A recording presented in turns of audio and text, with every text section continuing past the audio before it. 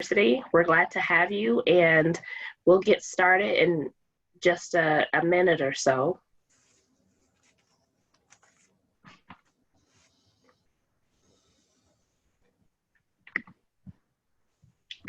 We want to make sure we give each of our presenters an opportunity to introduce themselves. And before we do that, we just want to give folks a chance to get in this space, and then I'll run you through a few logistics and I'll moderate today's panel.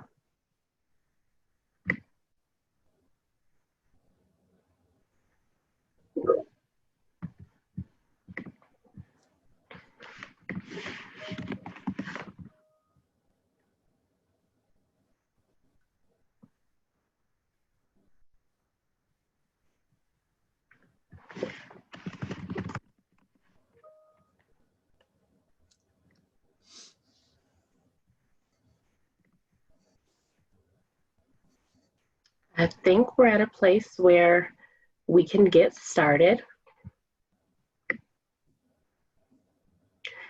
A few logistics that I want to make sure everyone is aware of is that you can see us, but we cannot see you. So if you're tending to things around your home or office, no problem. We can't see you.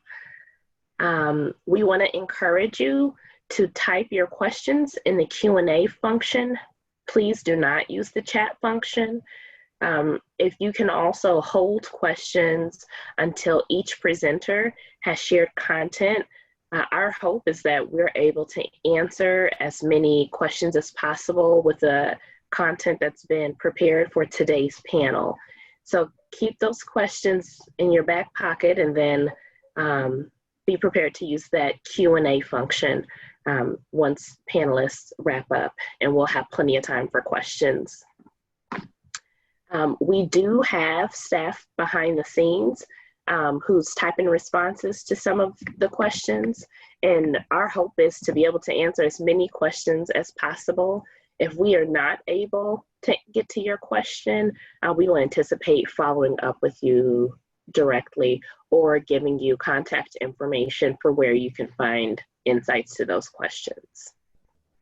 We also want you to know that we are recording today's webinar, and you will be able to access this content along with the content from our other webinars, both the ones that have already been completed and the ones that are still to come on our family orientation webpage. And with that, I will ask each of our panelists to introduce themselves. Great, thank you, Leah. Hello, parents and students. Welcome to the webinar. My name is Aaron Mackey, and I serve as the Associate Dean of Students and our Director for Residence Life. I'm an alum of St. Thomas with my undergrad, grad, and postgrad degrees here, and I've been in residence life here now for about 15 years. Welcome.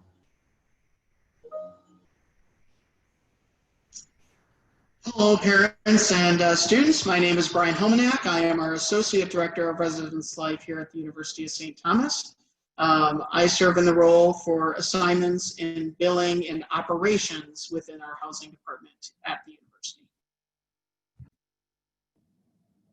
Good afternoon, everyone. My name is Shekinah Hudson. I am the Living Learning Program Manager. So I oversee all of our living learning communities, and I assist students in those selections and those preferences, in addition to ensuring they have an on-campus and off-campus out-of-classroom experiences with the living learning communities.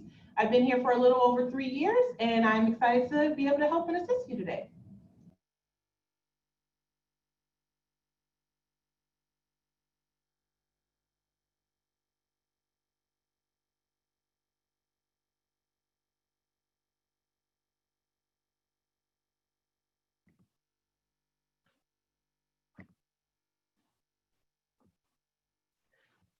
Wonderful. So if we can move toward the content for our presentation, you can follow the slides.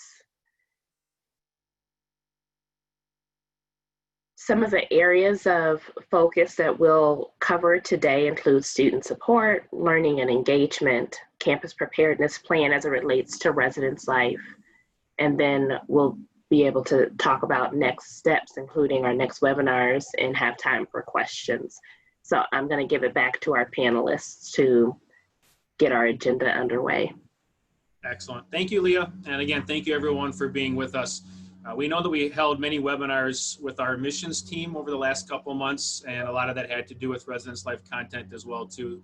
But we think that as we get closer to school with orientation, we do some refresher on some items and give you some updates on some important things that are coming up ahead of you as well too. So once again, our Residence Life team, this is just good information for parents to know, for students to remember as you arrive. We have an administrative team. Brian, Shekinah, and I serve on that team along with a few other individuals.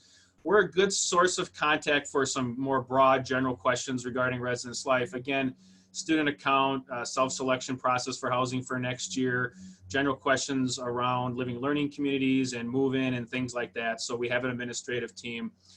The team that your students will work closely with are live-in staff and our resident advisors. Our live-in staff are our hall directors. So we have community directors that have masters and have been doing this work for quite a while and have lots of experience. They oversee areas on campus. We also have students who are in our Leadership and Student Affairs graduate program or our Counseling Psychology graduate program, receiving masters and doctorates, and they are hall directors for some of our smaller communities. And so they're just great support systems for our students. Resident advisors are undergraduate students. We call them student leaders.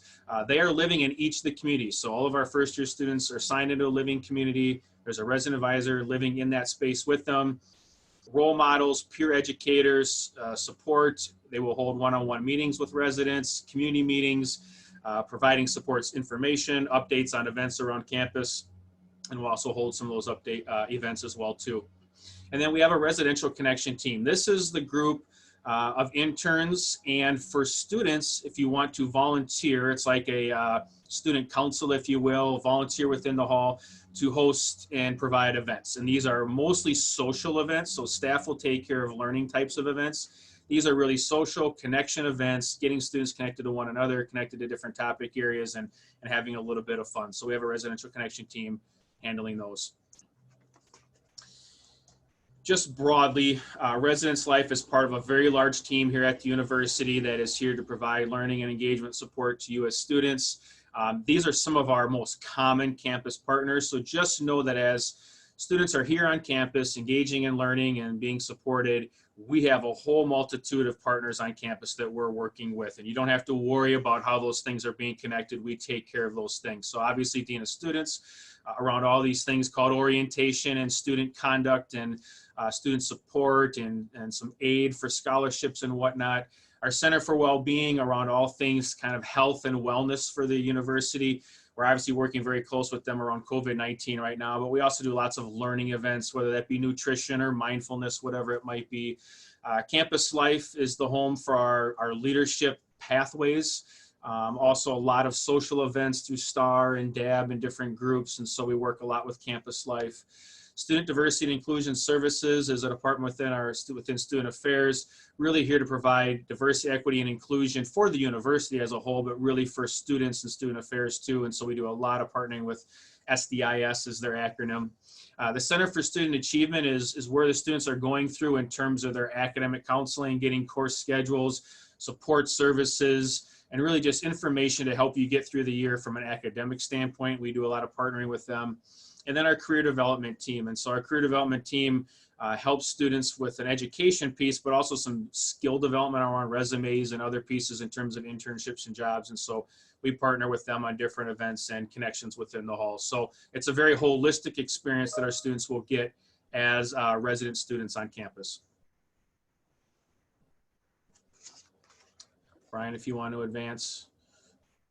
Shekinah and I will talk a little bit about our learning engagement and our belonging. Shekinah? Yes, so a lot of what the residential experience is like for students, again, Aaron alluded to how we have those partnerships. A lot of that is in relationship with our learning engagement and belonging. right? Learning, students are learning in and outside of the classroom on our campus, engaging in all different topic areas on our campus and in the community itself that it lives within and outside of St. Thomas. And right in that big piece of belonging, right? So what does it look like for a student to move from home, from a high school, and belonging into a new community that is St. Thomas, that is in our residence halls, and also help aid them in their involvement with peers and also in their academic classrooms. And so take advantage of our learning opportunities that are around you. Have your students, they'll hear a word called Tommy Advantage. It is our curriculum for our engaging our students and having our students be able to be involved in our different activities on campus. Again, it is a partnership with a lot of academic partners, but also it's a partnership with our live-in professional in our team and our resident advisors who are their peers, for them to be able to talk about topics that won't naturally sometimes come up, or sometimes they will naturally come up. It is developed in a way of a first-year student or an incoming student who is a transfer student, to really engage them into what it means to be at St. Thomas and being learning and being engaging, and also just transitioning into college, whether it's their first year, their second year, or going into their upper class years of a junior and senior. And so that's a little bit about what Tommy Advantage is and the mold behind it. Living with a roommate and living in community, right? Again, that belonging is so important to us, right? We are here, we're valued, we want to foster those relationships. We want to help aid your students create those relationships. So living in a community is not just about, right? It's not about a dorm. We try not to use the word dorm because dorm is just butt and bed, right? And so we use communities and residence halls, because we want them to feel like this place is their home, right? It will be a second home for them. We want them to develop relationships that are healthy, that are nurturing, but also that will last forever.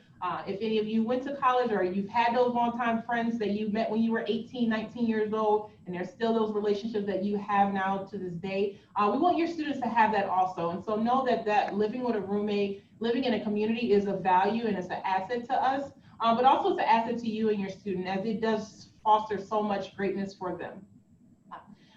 Aaron talked about this a little bit, but the residential connection events, STAR and DAB, which are, again, you're going to hear a lot of acronyms today. These are activity boards on our campus, and then just getting involved on campus in general. The students, who succeed and who feel belonging here are those who get involved. And involvement, there's over 130 student clubs and groups, and if a student doesn't see anything that they like with that, then they can create their own. We see these clubs and groups, we see a lot of our students engage them within their first year here. And so the nice thing about that is that they also can just engage. They sometimes in our residence halls, they'll meet in our residence halls, they'll have special events in our residence halls also. So all these ways are just ways for students, again, to get that connection, get that involvement. And the best for those students who have the career and vocation in mind, there are different groups that are tailored to that, but also employers love when students get involved. It gives them a different asset versus a student who just got all A's or got good grades here at a university. So it's such a value to our students to have that community that is not just in the residence halls, but also outside of the community. And then to talk about that physical, mental, emotional, and spiritual health, right? We look at the holistic student. We want the students to have a holistic experience, because it is not just about going to class and then sleeping on campus, but it is about all these things, especially during the COVID age, as you all know, changing them and experiencing them, and also just really, truly just development.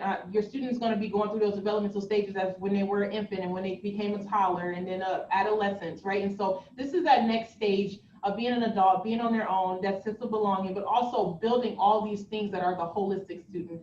So it's not just about the academic piece, but that physical, that mental, emotional, and spiritual health is also very important to us as the student develops and grows into a young adult.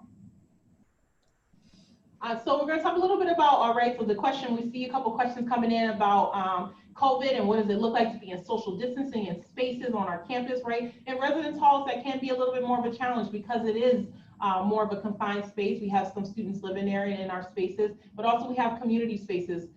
And so what does it mean to have face coverings or masks? The official language that we'll be using on in residence halls is face covering. So, right, masks can look a lot of different ways, but also whatever students feel like they need to put on their face to protect themselves.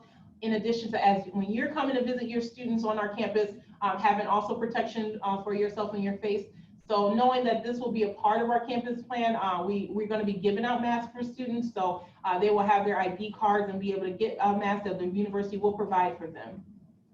As far as social distancing, right? And so this will be, as you know, they are 18-year-olds or 19 and 20-year-olds. And so we're going to do our best to implement spaces and have signs up to say, this is how many students can be in the, sorry, not just students, people who can be in a community space, in a lounge, or in a study room, or in a kitchen. So we have all these spaces on our campus that are common spaces in our residence halls. And we want to make sure students are using social distancing as a safe practice to keep themselves safe, but also to keep the peers around them safe and their communities safe. And so please note that that piece of mind, social distancing will be happening in our spaces still, and we'll be keeping that, how they interact in the bathrooms, in those community style bathrooms, how they're interacting in the hallways, how they're using spaces, that all in elevators, all that is in our plan to make sure that we keep your students safe here on campus. As far as cleaning, in our residence halls, we do have, especially for our first year students, we have staff members, we call them our BSW workers, our building service workers, and they're great, and they've always done a great job of cleaning our spaces, and they'll continue to clean our spaces for us, and to keep our students safe, but also to keep themselves safe as they are in those spaces and in the halls pretty frequently.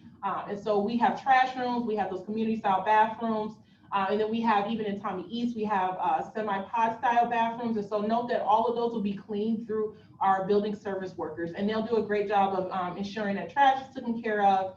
And then we also will have our staff members that if students have any questions about cleaning, they can always come to our staff members and address those issues with them. So that's always been an open door with us. We have a great relationship with them. So with quarantine and isolation, so we do have spaces on campus that in the event that students would feel like they need to quarantine or isolate, we have a space designated for students on campus.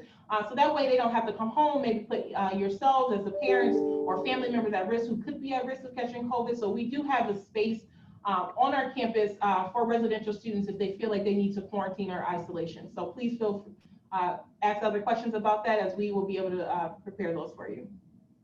In person and virtual. So we will have events still, right? Again, we talked about that engagement and belonging. A lot of that is about students being in and connecting with each other physically and in the virtual world, right? With COVID, it's tasked us in a way to connect virtually. Almost all of our events that we would offer in person will also be virtually, as much as possible, to accommodate students who still want to be involved but don't feel the comfort levels of being physical and in person. In addition to, we're going to follow all guidelines with the Minnesota Department of Health and then the CDC, Center for Disease and Control. And so we're going to make sure that everything that we do is in those guidelines and adapt them best for our college and our students in our community. A personal safety plan. And so you're going to hear, your students is probably going to be talking about this. They're going to be engaging with this, because a personal safety plan is about a student understanding that if in the event something happens, what do they do?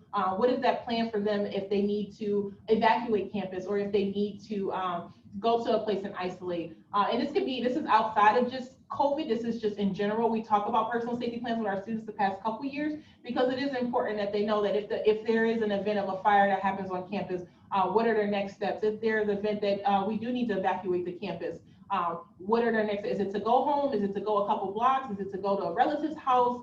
And so what does it mean when a student gets sick? So all these things are a part of that personal safety plan, because we want students to really critically think about what does it mean to be safe in a space where my safety probably as a student was always at home and at school, and they've always thought about that for me, versus in this situation, we'll have a plan, but also to make sure students know what they would like to do in the event of something happening.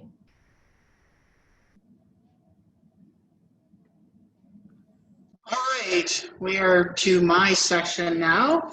Again, my name is Brian. I'm our Associate Director for Operations. So I know we've received a lot of emails here this last week as class schedules went out early this week to all of our first year students. Just as a reminder, as the admissions calendar that was sent out to you probably many months ago now indicated, we will be sending out our housing assignment emails probably very early next week. I would anticipate that to be Monday or Tuesday at the absolute latest. And that information will be an email to the student's St. Thomas email account, which will then give them directions of how to access this information in our housing portal. Some of our students already know who they may be living with because they've put in an exact roommate request. We've had a number of students who've requested singles, so they may be in a spot that does not indicate a roommate. And we will hopefully have indicated to them that that is a single as per their request. The big thing I would say that when they get this information is that they will have roommate contact information, and that it's a good time for them to start to connect, even if they have not, if it is a person that they have not connected with previously. One warning I would give to that to help share with our students is that social media, texting, can always be a little bit scary initially when you're getting a text or a social media message from somebody you've not met.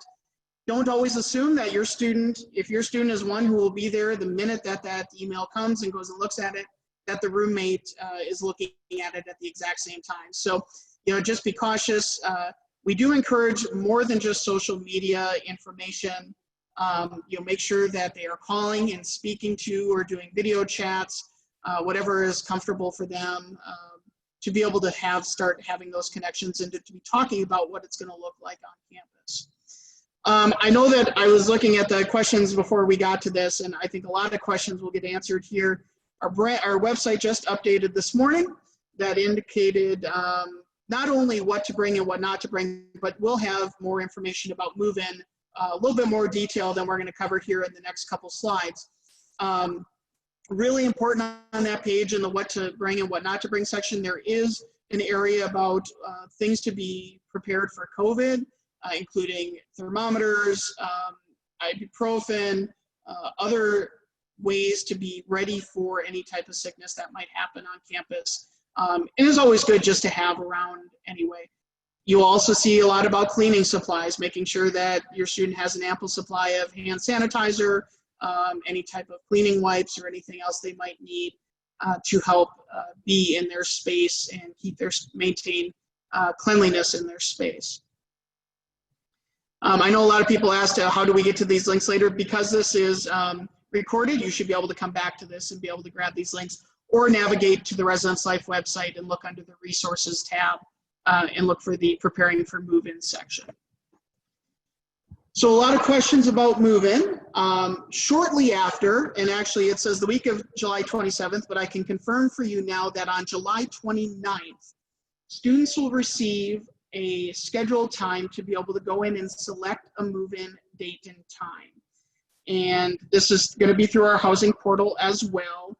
And what will happen is that it says July 31st, but it actually will probably start the 30th, that they'll have a time that they'll be scheduled to go in and select a day for them to come in and be ready for move-in. Now, what you'll see is that there's two different types of move-in options. There's kind of a furniture move-in that will be part of it, and then there'll be a move-in and stay overnight, and we'll talk a little bit about that in a minute.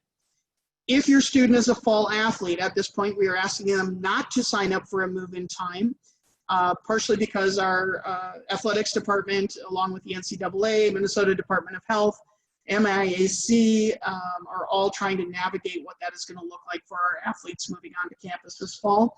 And our coaches will be continuing to communicate with the students regarding their move-in dates.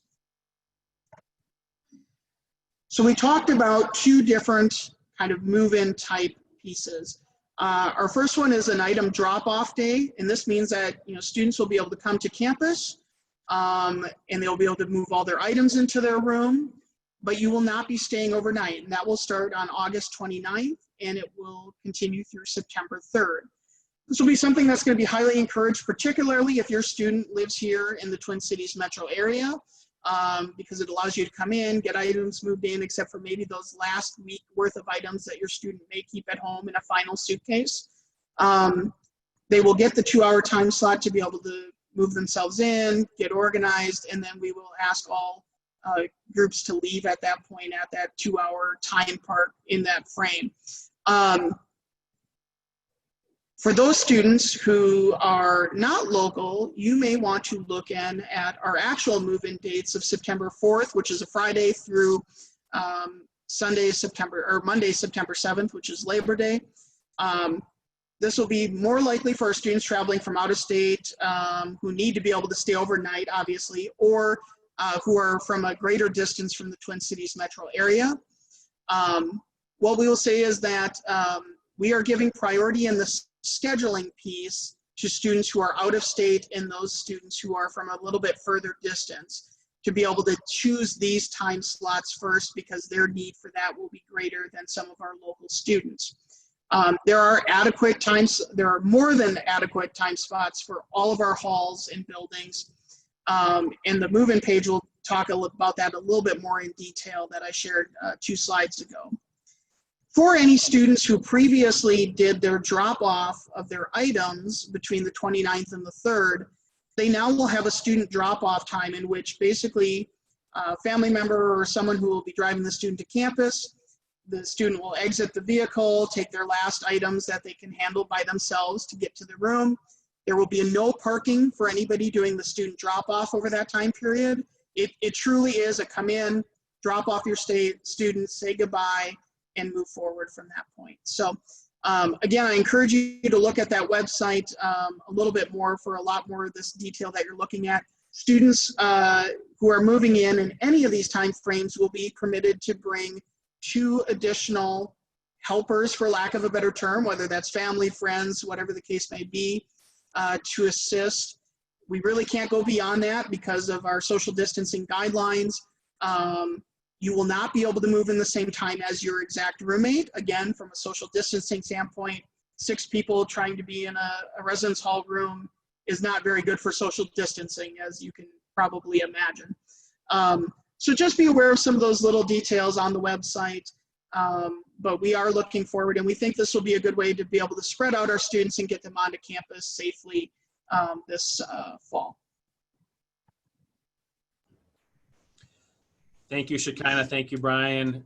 Leah, I'll just jump in here as I'm seeing some questions come in, and I'll cover a few of these here, and then families, please continue asking those questions as I go through some of this. So I wrote down some kind of buckets or some themes to some of these questions. One is quarantine isolation. So a little more detail about that. We have locations on campus that we have held beds for quarantine and isolation. Those are 2 different categories or statuses for students. As students are tested if they need to be, so they're ill, they get tested by a healthcare provider that you normally use, or tested here at our Center for Wellbeing, either way. They will then share those results with our Center for Wellbeing. And so they are our hub, our central location for all students and staff faculty to go to anything COVID-19. The Center for Wellbeing will work with our students then. If you have a positive test, that then dictates isolation. Students will first be asked to return home. So that's students who can go home, should go home. And that could still be out-of-state students if you're willing to come pick up your child, if students are able to get home, whatever it might be. For students who can't get home or going home is not reasonable, or you have a situation with immunocompromised individuals in the home or there's a health reason not to, then that's when we will provide housing here on campus in isolation housing. Quarantine housing is for students who have been significantly exposed to a positive case. So you've heard contact tracing in the media and everything else. We'll be doing our contact tracing here on campus as well too through the Center for Wellbeing. If a student is contact traced, they'll be contacted by the Center for Wellbeing, let them know that they've been contact traced, significantly exposed, and they will then be quarantined. So that's separate from ill students or positive students in isolation. Again, asked to go home. If unable to, we have housing here that's quarantined. It's separated from isolation. Services will continue for students in those 2 locations. Quarantine students will likely be housed in Cretin Hall on South Campus. Quarantine students are able to leave the hall for central function. So a central function would be food. So our Bins dining hall, which used to be used as a regular dining hall on campus, is no longer used in that way now that we're adding another dining hall through our new Tommy North, through our Northsider. But that hall down, that dining down there will be used just for quarantine students. So those quarantine students will be able to go grab meals, bring them back to Cretin Hall, eat within the hall.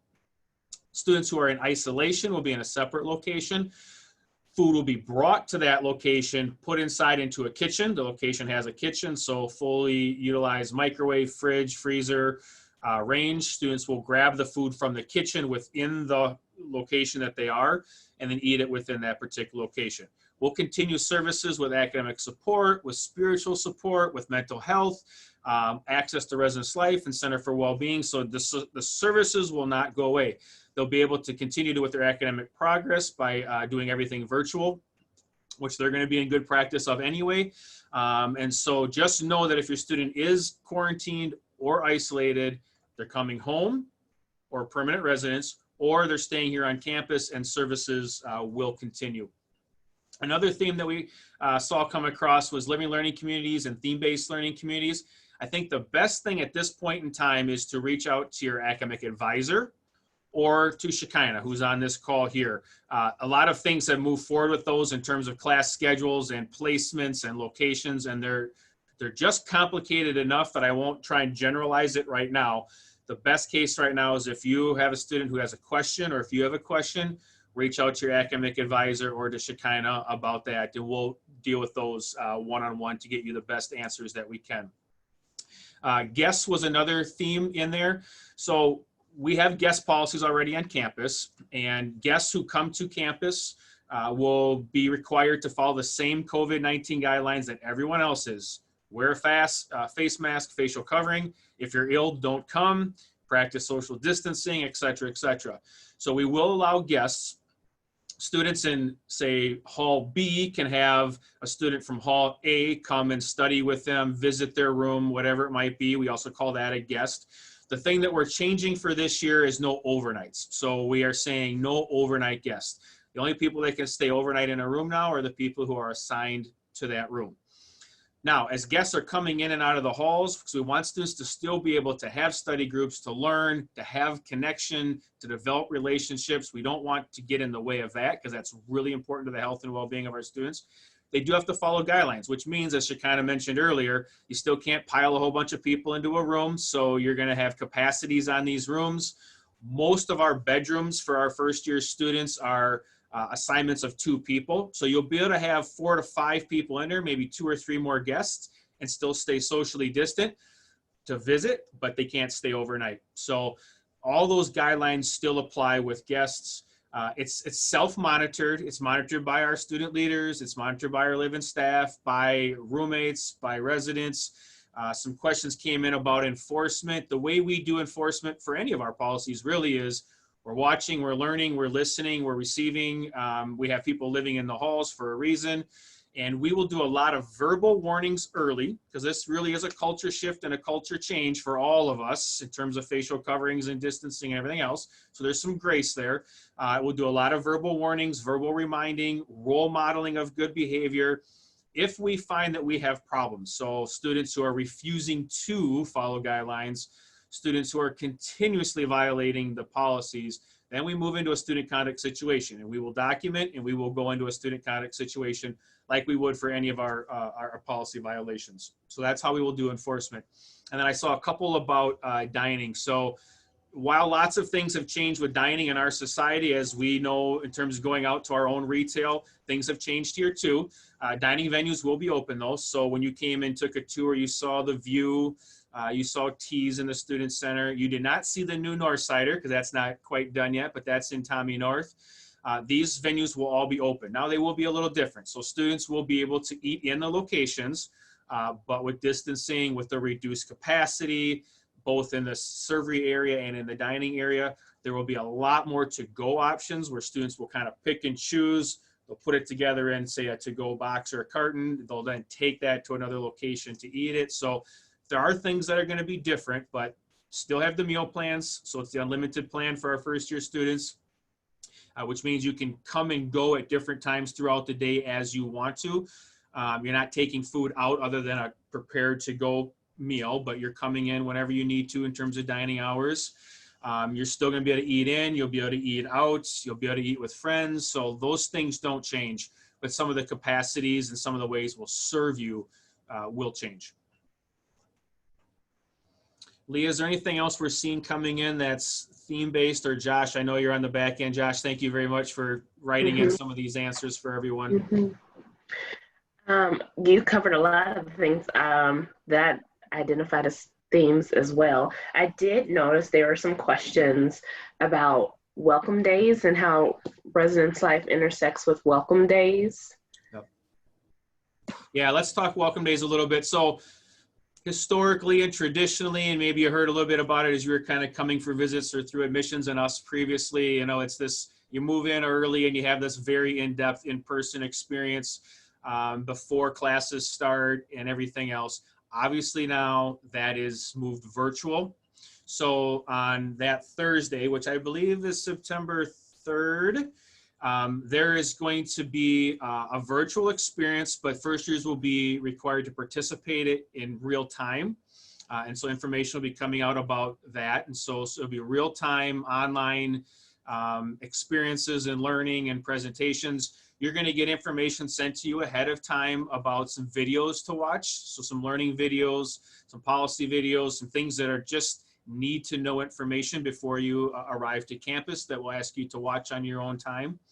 You will then be engaging virtually with, I believe it's your first year experience course. Josh, correct me if I'm wrong on that, but I think we're still at our first year experience course. So that first year experience course is a 1-credit course that everyone's required. It's part of our first year experience. We're going to actually put you virtually with the students in that class. So you'll start meeting other first year students beside your roommates, beside maybe a teammate or some other folks you might know who are going to be in class with you, which is really nice because now you can start to get to know a different kind of group of friends, circles, and people that you're going to be online with then or in person with when you get here in the fall. And there's just some different virtual experiences we're going to have for you. We're asking all of our first years then to be moved in by Monday evening, which I believe is September 7th, moved in by Monday evening.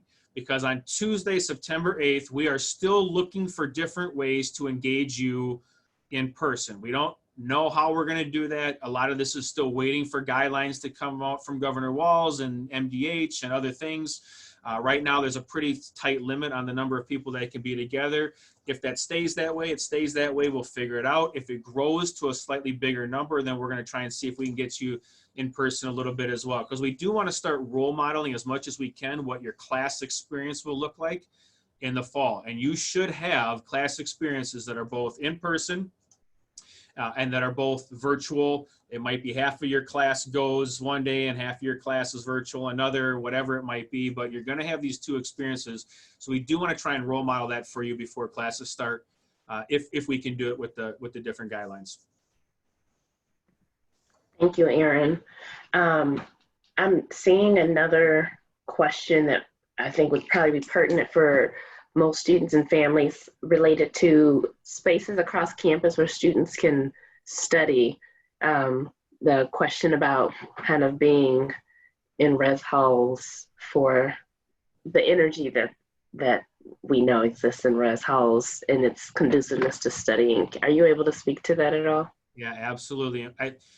And one of the great things about our halls, even before the new halls were built, was that we have lounges and study rooms, so common space, if you will, in all of our halls. So there's different places for residents to go outside their bedroom to study, to interact, to hang out, to just be informal with one another. So students will be able to find that. And when you get here, we do a community meeting right away as you get here, which kind of lays out where all the different spaces are in your hall. So we encourage you to use those. That's how you kind of spread out of a bedroom. That's how you hang out and just have fun and do games and, again, study and whatever else it might be. The two new halls, Tommy North and Tommy East, also have all those. They even have a little bit more than our other halls because they're a newer design. Ireland Hall, which was newly renovated, we added a lot more common space. So you'll see a lot more common space in Ireland Hall too. And what's nice about the way we redid our campus now on the north part of campus here where all of our first years are, is we have them all linked together for the most part now. So it might be through a tunnel or underground or but whatever it might be, but they're very linked. So you're going to be able to get to a lot of different places on campus, obviously outside through sidewalks, or if you don't want to, through tunnels and through links and through different ways to find space. So you might be able to go from Ireland into Tommy North to find nooks and crannies and study rooms, into our new Iverson Center Faith, which has multi-purpose space and common space there, into Murray Herrick, where all of our student services are, and lots of open space for, again, studying and learning. That's connected internally to our library, which has unbelievable amount of space, which then connects up to John Rhodes Center and Aquinas. And of course, we have our beautiful student center too, which has lots of different meeting rooms. And even though COVID has us reducing capacities in these spaces, just like restaurants and everywhere else that we are. It doesn't mean we're shutting them down. These spaces are open for you. They're even open right now for our summer students. So we still are going to encourage you to utilize campus, all of campus. You're just going to have some reduction in capacities when you're in them. You're going to have to wear a face mask. You're going to have to be socially distant, but our campus is going to be wide open for you, and we're really going to want you to use all of it.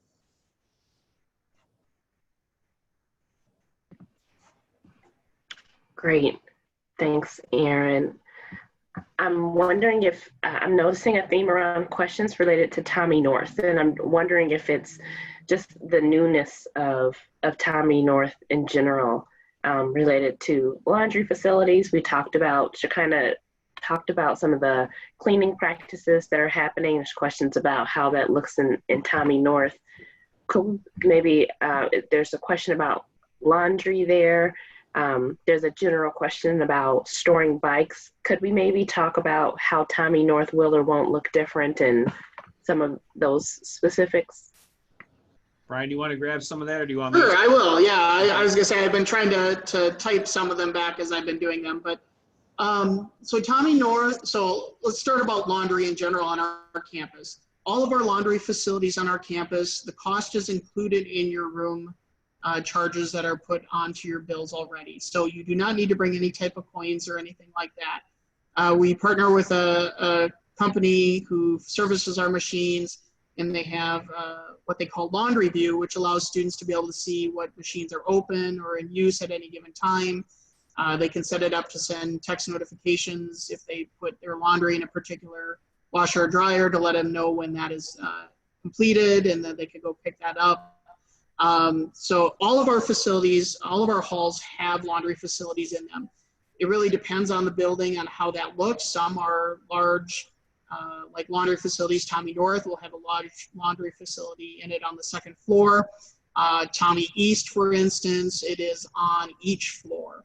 So it really just varies based on the building, but most of them are large common cleaning spaces in our traditional style halls.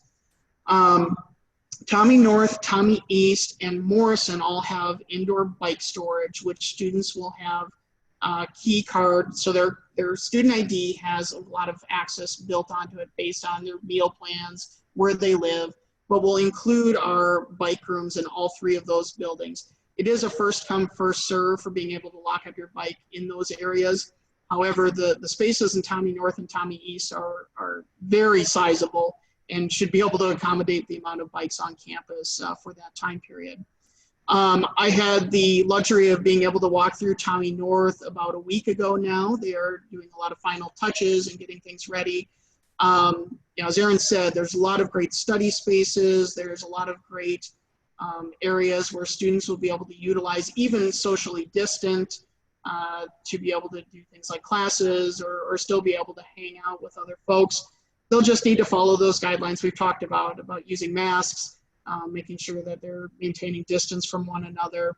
The one thing that I would say about the classroom side as well, and I know this isn't necessarily us, but I would recommend investing in some sort of a headphone microphone piece for our students for them doing classes, particularly if they're going to stay in their residence halls rooms. They'll have less distraction. They'll be able to hear kind of what the professor is saying and have that limited talking instead of echoing a big room like I'm doing right now on our campus. So, I think that covers most of what I saw there, Leah. If there was any other one that I might have missed. Brian, I think some of what's in the rooms. Oh, yeah. We'll make sure that the website has what's in the different rooms. They should. I'm pretty sure we have that updated. So in each of so Tommy North, which is the hall most of you, or none of you have seen, but each of the rooms will have a lofted bed, a desk and a desk chair, and then it has the two closet spaces, or the closet space, sorry, not two, excuse me, in which that they have both hanging shelves and then storage shelves on top of it. There are no dressers in these rooms. That was an intentional decision by the university to give the students more space in the living area. We're seeing a lot of people who are thinking about bringing kind of the Rubbermaid type containers for additional clothes as needed for the closet. The closets are really big, even for two people, so there should be adequate space to put something like that in. We would also ask that you be really conscious about what a student is bringing from a clothing standpoint. If you live relatively close, bring kind of that early fall, late summer clothing first, maybe switch that out about a month and a half in when it starts to get a little colder. I wouldn't bring all your winter jackets and stuff for 30 below zero and everything else that we know we can see here in Minnesota in January until we get really to the end of the semester into J term or the spring semester, which starts in February. So just be really thoughtful about what your student is bringing or what you are bringing if you're one of the students to be able to do that. I would say on top of that, if you're in some of our other halls, Dowling, whatever the case may be, all of our beds are lofted across our system. There are ways to lower them, but we start probably 95%, 90 to 95% of our students want the beds lofted to be able to have the space underneath them for futons or fridges, or to be able to just have extra space in the room. We will have staff around, our RAs and our live-in staff will be around if we do need to lower beds. Students may need to be patient with us if the numbers get high and we need to also follow our social distancing guidelines. But just from that perspective across campus, all of our beds are lofted. I know we see that question a lot. I see a question here that maybe just popped across about can we see the halls? So we've been doing on Instagram, so our students are probably a little bit more in tune to this than most of our parents, but that's okay because I don't follow Instagram either. But we've had one of our staff this summer has been putting kind of sneak previews out of all of our different residence halls. So that might be a good way to see them. We're not doing any individual tours right now out of our office. That's partially from a staffing standpoint, and then also in getting our halls ready here for the fall for the students to arrive. So unfortunately, outside of those kind of stories that we have out there, yes, that's kind of where we're at for being able to see those right now. I would say the last thing, so another question about bikes was first come, first served. Yes, it is first come, first served in those spaces. I think there's a question out there about LLCs and TBLCs. And Shekinah, I think I'm going to, well, so I can answer it too, actually, since I got it. So part with social distancing is that we are not bringing our halls to complete capacity to help with the number of people using a bathroom and everything else to help spread our students out across campus, which was one of the recommendations that came from the Minnesota Department of Health. What I will say is that because of the high demand for the living learning communities that are in Tommy North, we hit our capacity for what we should have in that building just based on our living learning community numbers. And we understand that that is disappointing for many of you who your student might have done a TBLC and we're hoping to get into that building. What I can share with you is this. So in a good year where we were able to use every space, we would have only had about 450 spaces in Tommy North. We had over 900 requests as their first choice for Tommy North. So we were going to have about 50% of the people disappointed regardless of what that looked like. We have some other great places on campus, and I'm not trying to talk it up just because I can, but compared to a lot of other campuses, our halls are actually in pretty good shape. Ireland, which really is the oldest of the group that our first year students are living in, is just finishing a 2-year renovation, and it looks absolutely amazing. It is not the same building I lived in as an area director 14 years ago. And the space is really good. It looks really nice. The bathrooms are amazing. So I would say, yes, it's unfortunate. I'm sorry you're disappointed. But at the same time, I think we have some great spaces for our students across our campus. Thanks, Brian. And I want to talk a little bit about what does it look like, right? So I see a lot of questions about engagement and what is it like to be on campus, right? We have a new curriculum that your student is going through with the FYEX. That's that first year experience course. In addition to like TBLCs and LLCs, right? So a lot of those, both of those before COVID, right? Very much high engagement, involvement outside of classroom experiences. I'm seeing a lot of questions about LLCs and why a student didn't get placed. Please email me, as Aaron alluded to, because I can talk through those situations. But kind of what Brian talked about, we saw a lot of demand for LLCs. Some of our LLCs that are in Tommie-North are also in other communities to meet that capacity due to the fact that we needed to, for safe practices, lower some of that. And so knowing that that is out there, and I know that a lot of you have questions, and some of your students are like, why I didn't get into a certain LLC. A lot of it was about capacity. For LLCs and TBLCs, LLCs are living learning communities, and TBLCs are theme-based learning communities. They had capacities for those. And so what does that mean? That means that some of the courses, there's an academic partnership that we have with our academics, and students have to be in a course to be in the LLC. And those had capacities to them. And so, excuse me, knowing that that some students got into some, it was based on deposit date, right? Deposit date started on December 6th. So depending on the LLC and where your student lied in there, that's how they got chosen for an LLC or not. But I want to say that TBLCs is also a great option for a lot of students who wanted a roommate, or students who wanted more flexibility with their academic program. TBLCs is the better choice for them because it gives them a lot more flexibility. I will say that students who, I know a lot of Opus students, I'm sure some of your students are Opus College students, same as some students who didn't get into engineering. We had a couple of LLCs that students didn't get into, about half of them that all students weren't able to get in. But they'll still have experiences. The academic colleges do a great job connecting students outside of the LLC. So the LLC is only one way and one path for students to be engaged in their academic major or minor, but there are so many ways that your student will be engaged in their academic program. And in addition, they're all residential students, so that budget comes from the same budget. So if a student is seeing an Opus business or a Pathways to Engineering activity that is being offered to them, and they're like, I really want to be a part of that, that is something that we open our residential students up to. And so note that they will still be able to engage, right? We had 450 Opus students apply for 140 spots. So we have Opus College of business students all over our campus in our residence halls. So they will be able to engage and enrich with still the same majors as those students, and likely still take some courses because they're all first-year students. In regards to like on-campus activities, and in addition to virtual versus being in person, clubs and orgs, I can't speak to all of them. As clubs and orgs, I can tell you that they are being tasked to find ways to be virtual and in person. That is an initiative that the whole university is doing to be able to accommodate for students. I can't give you 100% everything will be same as Residence Life. Every single thing that we offer, we will try our best if it makes sense to make it virtual or recorded or some kind of platform. But your student Tommie-Link, they're going to get a lot of information about Tommie-Link.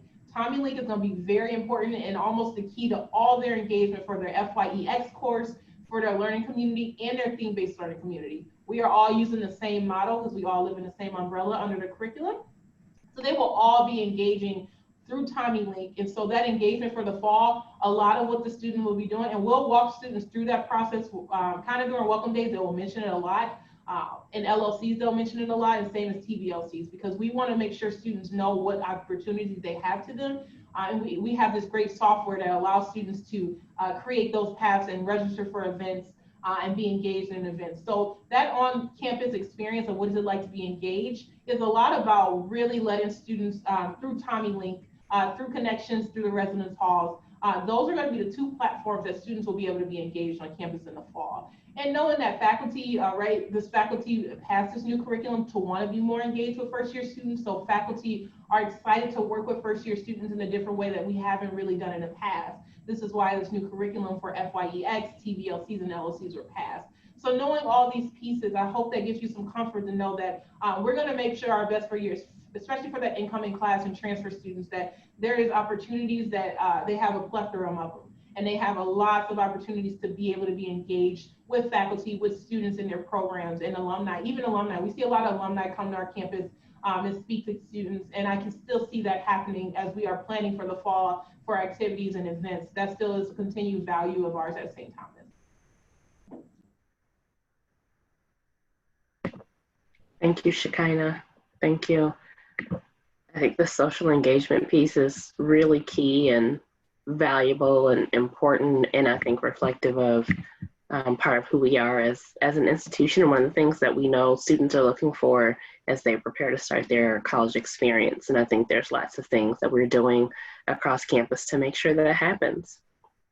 So thank you for that summary.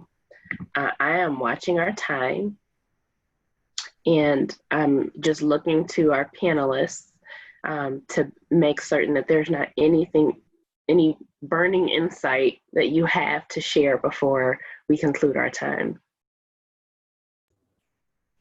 I'll just say from the Residence Life end, we unfortunately sent students home last March when all the high schools did as well too. It was something that we saw happen across the nation. We had a few students stay with us through the spring and the summer who couldn't go home, a lot of international students. And we really miss the life and the energy that students bring to this campus. We are very excited about you all returning. We are all very aware that Governor Walz will have an announcement on Monday. We are very aware that things are happening and moving quickly, and that things can change and life can change and guidelines can change. So we're not in a bubble. We all understand that. But right now, our plan, and this is from our president, is to really welcome our students to campus and do everything we can to engage you in a great college experience of living and learning. And so we're just really excited to have you come. And just please know that we've got some great halls ready for you. We're cleaning, we're disinfecting, we have guidelines, we have a wonderful team here waiting for you to engage you in that learning and to support you in your path of learning. And we're just really excited. So I just wanted to make that announcement. Thank you, Aaron. Well, thank you so much for joining us today. We hope that you found this time helpful. Thank you, Josh, for notice that you've shared links in the chat, which will be available in the recording, and that you've also shared email addresses for folks with more specific questions. Please do follow up with Shekinah or with ResLife at stthomas.edu. Folks are ready and willing to be responsive to any questions you may have. We hope to see you at our next webinar on July 29th. Our topic will be safety and well-being, and there will be administrators from across the university to talk about safety and well-being in the classroom and other parts of campus life. So we hope that you will join us for that time. And thank you so much for being here, and we look forward to connecting again with you soon. Goodbye.